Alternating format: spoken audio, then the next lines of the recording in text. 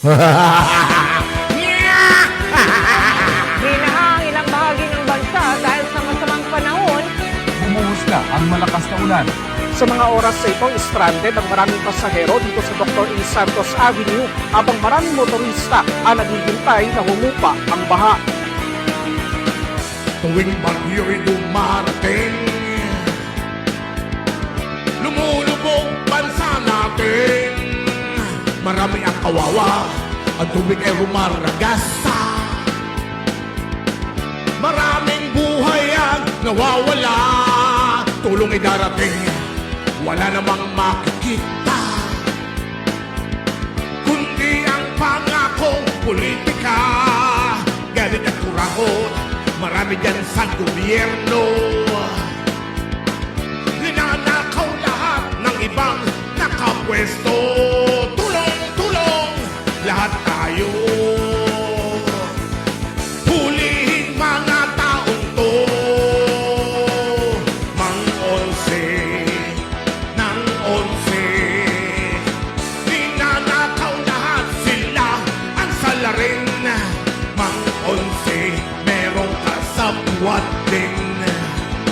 Kahit nahuhuli na'y kanilang itatanggi rin. Mang-onse!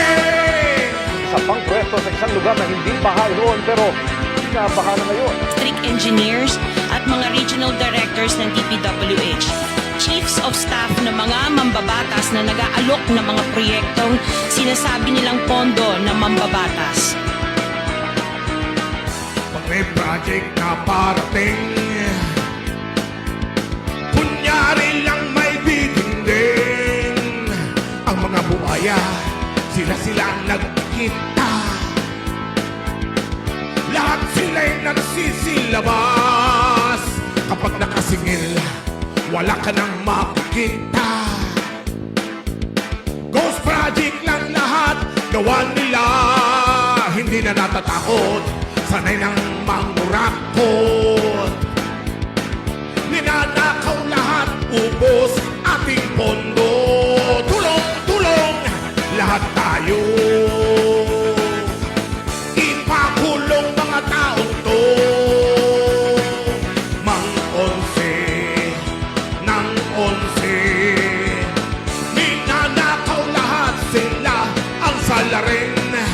Mang-onse, may mga tuta din. Booking na ng lahat, kanilang itatanggi rin. Mang-onse! At nakaka-insulto sa mentalidad natin. Yung matukoy natin kung sino ang merong utak dito na ngayon po ay unti-unti na pong naihaya. Ganyan na ba kababa yung standard natin sa Kongreso, Mr. Chair? Tulong, tulong, lahat tayo. Ipakulong mga tao to.